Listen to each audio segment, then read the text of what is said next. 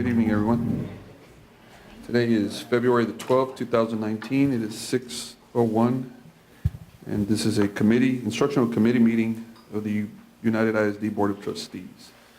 We are present at 201 Lindenwood Drive in Laredo, Texas. Item 1A, action items to be reviewed by the regular board meeting on February the 20th, 2019, with recommendations to be made by the instructional committee.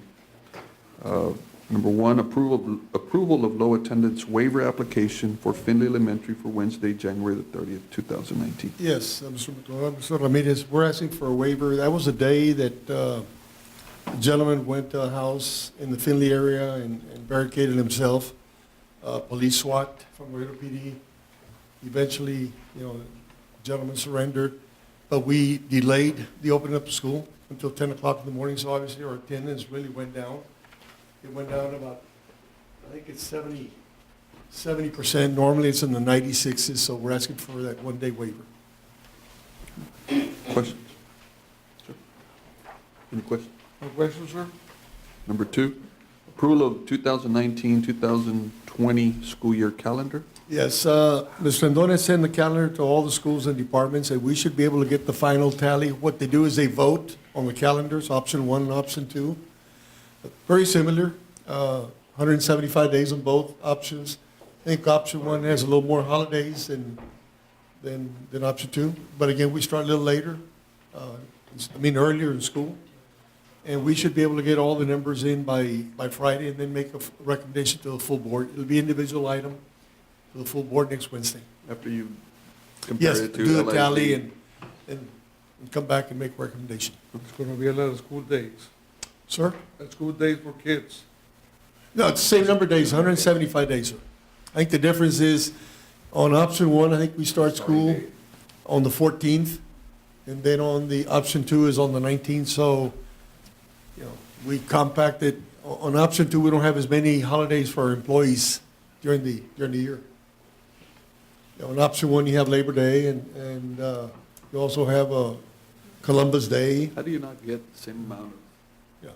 Same number of school days for our children. Instructional days are the same. Same. Okay. Either one is 175. It's still the same, yes, sir. It's when we start and what holidays are in between the I get it. school year. Number three, approval of memorandum of understanding between United ISD and United States Consulate General in Nuevo Laredo, Mexico. Yes, we have a request. The U.S. Consulate in Nuevo Laredo, they are required by law to live in Nuevo Laredo. Next school year, we have an employee for the consulate that has a school-age child that would like to send their child to our district. And the only way we can accept that, number one, is they have to pay tuition. And tuition is $8,750, which is what the state would pay us for any student, full, perfect attendance during the year. What year school year? I think it's for next year, starting next year. Obviously, we don't know how long the child will be here, but at least we have an agreement that if they do move, they have to live in Nuevo Laredo. They'll bring him to school, and then they pay tuition based on the days that they attend. What grade? We're not too sure yet what grade it is. I understand it's an elementary grade student. Number four, first reading of policy update 112 affecting local policies. Yes, that's the first reading. Obviously, it takes two readings, and what we've done, we've sent all the policies to all the staff, and we'll send that obviously to the board to look at that. But we'll finalize it. I know Ms. Rendon, we met on Monday to look at all these things to make sure that they're in compliance with what it is that we want to do in our district. Anything different? No, sir. No, most of it is state law, change of state law, moving from one policy to another, and more of the grammar, I think, also. Number five, approval of additional appraiser for the 2018-2019 school year. Mr. Montemayor, Mr. Ramirez, Ms. Santos, ladies and gentlemen, this evening we come before you to recommend one of our very own, a district employee who was recommended for the position of assistant principal at LBJ High School, person identified in the recommendation. And this is simply recommended to be an approved appraiser in order to align ourselves for this person to help us out at that location to appraise professional staff in accordance to our guidelines. Thank you. Number 6, approval to update policy DNA local. Good evening, Mr. Montemayor, Mr. Ramirez, Mr. Santos, and members of the audience. This is an approval to DNA local, and it is only, if you could scroll down, Mr. Gonzalez, only in, right here, where it says annual review process, and it's only to add the measure for student growth as mandated by state law. So every teacher will get a rating for student growth measure, whether they're being evaluated formally or not. Just to let you know, Mr. Santos, that I'm trying to locate her presentation, and I get the same page of Mr. Garcia's presentation. Yeah, it's the same thing. See, I go to 75, it's Garcia, right? 77? Should be on 77. Garcia. Huh? It's Garcia.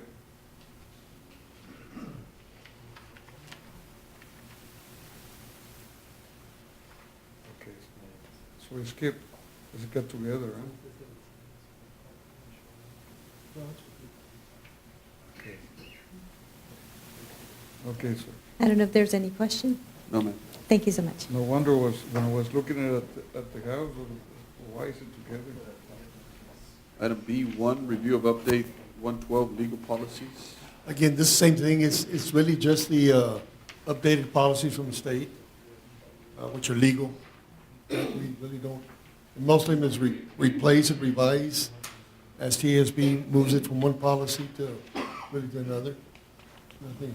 B2, Texas Education Agency 2018-2019 United ISD accreditation status. Mr. Ramirez, members of the audience. Back in February 1st, we did receive confirmation from Texas Education Agency. The next slide, we'll look at accreditation. United ISD from Region 1, 2018 first rating, it's an A superior. For Accountability 2018 rating, it's an A. For this school year, 2019, 18-19, accreditation status, we were accredited, so it's great news for us, for the district. Yes. Any questions? No, sir. Thank you. No question. B3, mobile learning devices proposed 2019-2020 plan. Good evening, Mr. Montayor, Mr. Ramirez. This evening, I bring to you the proposed plan for mobile learning devices for our elementary, middle, and high school. Elementary, what you will see before you is what we have existing in our classrooms right now, and that is that we have placed iPads in pre-kinder through second grade, and we have Chromebooks one-to-one in our third through fifth grade. The only change that we are proposing for the elementary would be that the devices that we are going to be replacing in middle school would be transferred to enhance what we have right now in pre-kinder through second grade. That's for elementary. So that we would be just transferring devices from one level to another because they're still in good condition. They can be used.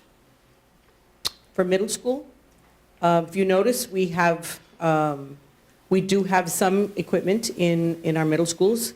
The grade that has the most equipment at middle school right now is 8th grade. We completed 8th grade, but we used iPads. But we are now moving into the Chromebook environment, and the new proposed plan would provide middle school 6th and 7th grade. Next slide, sir.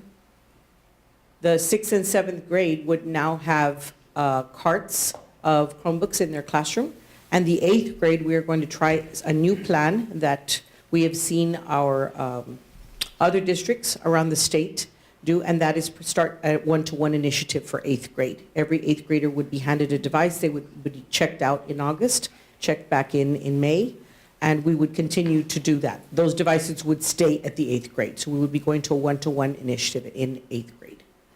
We did a cost analysis, and this is save us quite a bit of monies to be able to go to a plan like this, as opposed to placing carts, just a cart in every classroom. So this was a more cost Academic effective. success with the district that used it as well. It wasn't just, Pardon me, sir?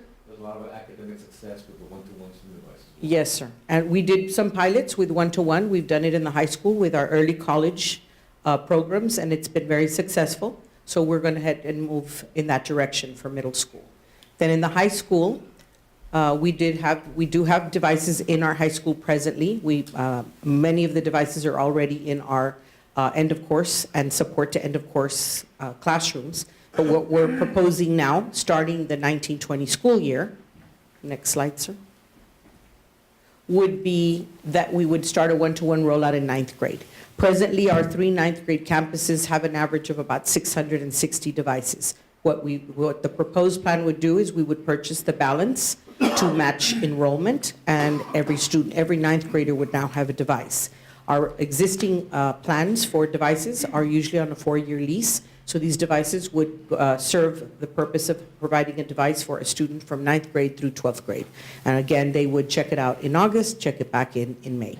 And the logistics for replacements, we are working on an actual plan that will be proposed to CNI management and then of course to the management team on how we would deal with replacements. How does it work with the pads that the principals buy at the campuses on their own? They go out from their budget and they go out and buy, equipment, technology equipment. How is that figuring into this plan? We still have to inventory them. I know Ms. Garcia today in our principal's meeting, she had a presentation. Everybody's going to have to go really through our department to make sure that we're consistent across the board. And everybody, all the devices will still be used, sir. They'll be using them in some of the areas, mainly in our elective areas that don't have equipment right now, because mostly what we target are our STAR or our end of course classes. So we now will have enough devices to place in our elective classrooms as well. Mr. Santos, how are y'all figuring this plan to work with with our pilot on our, here at United Middle School and at Freedom Elementary, our STEAM, or STEAMs? Right now it's at STEAM. It's STEAM. Are we looking at including them in the 8th grade too? Or are we looking at? They're already included as part of the plan. As part, And to offer assistance. Okay. we did start last year providing them a one-to-one device, sir, and it's already on the plan to continue with the next cohort of children that are coming in, our new 6th grade group. 7th grade will continue with those devices, and that runs independently of what we're doing for the remainder of the 8th graders. And just my final question. Do the parents get to sign off on? Yes, sir, that will be part of it. Yes, sir, they can opt out if they would like. There'll be a little contract and Just like we check on library books, they're It would be like a textbook, sir. And yes, parents could actually opt out if they chose to. They're gonna be like, blocked? I've got memory loss right now. Well, I They're gonna be think blocked working or- with Mr. Perez and Mr. Cruz also, I think we're able to, assuming we're going to have to have the equipment to be able to lock them out. My daughter will YouTube everything. She'll watch videos all day. Yes, sir, we trust IT will be taking very good care of us when it comes to that. At what price would it be put up for sale to the students if they want to buy it? Well, actually, if they lose it. I'm sorry? If they were to lose it, sir, the cost of replacement is about $218. You're on a loan basis to the students. Okay. Now, is there a policy that the district can issue one of those to any low-income family, student that really needs it? Well, they're issued to the students themselves, whether Or- low income or just Regardless. every student, sir. I don't think we go on income at all. You might want to share that. later. It's available to all our students, sir. So, each campus has, And it return back to the classroom, right? To the school at the Yes. end of the year. But for sale, If they lose it. it says there, it was there. Well, if they lose it, they lose it. Huh? then if they lose them, then they've got to pay us back for it. That's what I'm saying, if they use them and if they need it to use them at home, if they want, how much price were you gonna be selling it for? Well, the only time that we'll sell them, Can you return back to so you can explain to me what it says Okay. there? Oh, it refers to that, sir, at the end of the 4 years, that's what it says. At the end of the 4 years, those are some of the options we would look at. Will the Oh, child have an okay. opportunity to purchase it? Will it be gifted? Will it be reused for testing? Those are options. That is not yet set in stone. Once we get to the 4th year, when they're seniors, those are the options we're going to look at. I think, Go to students at a minimum cost. right, but if you notice, that's at the end of the 4th year, when they're seniors already. That would be an option. That's what I was asking, what will be the price? Yes. We have not said, Not that set is, up yet. right, these are just options that we'll look at. So, I mean, I think the other item that I think we're gonna run into, or they are, is it's almost gonna be an obsolete Obsolete, yeah. unit by the time the students graduate, that they probably won't, you're gonna probably have to look at a different unit, something that's more current. See, it by the end of the 4th year, they'll be obsolete. Obsolete as far as doing the things that we need for them to do. What Yes. did the old mean by gift devices? Gift? That- Well, we haven't decided which way to go, whether we gift it to the students or we sell it to the students, or we get them back and probably send them down to the elementary or reuse I them. mean, you could have answered me when I asked you if there's a policy for low income, and you said, you could have said, well, it could have give device. That's okay. Yes. I understood. These are just options. None of that, nothing has been determined yet, because we're not at that 4th year yet. Mr. Ramirez says at the end of the 4-year cycle, different options will be considered, and this is some of our options. Yeah, right. Yeah, no, We'll consider that when it comes. But I was saying, that's why I asked first. The price, not yet unknown yet. Understand? And then just to explain what the other things meant. Yeah, at the end of the 4th year. At the At the end 4th year? Yes. It doesn't matter if they will be out of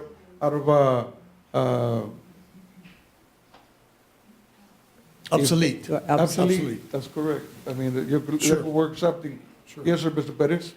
Yeah, these computers are Chromebooks. They're not laptop computers. So they depreciate in value quite a bit over 40 years. So it's something that we probably look at something economical if we opt to make that an option. It's not a laptop that keeps its price, its value. Right. We depreciate. Thank you, sir. Good point. Thank you, ma'am. Thank You're you, very sir. welcome. Mr. sir. Santos, Thank you. Mr. Gonzalez. Thank you, sir. Yes, sir. Thank you. Any public comments? Alex? No, sir. All right, any public comments? Thank you. We'll start at 6:30, the next business. All right.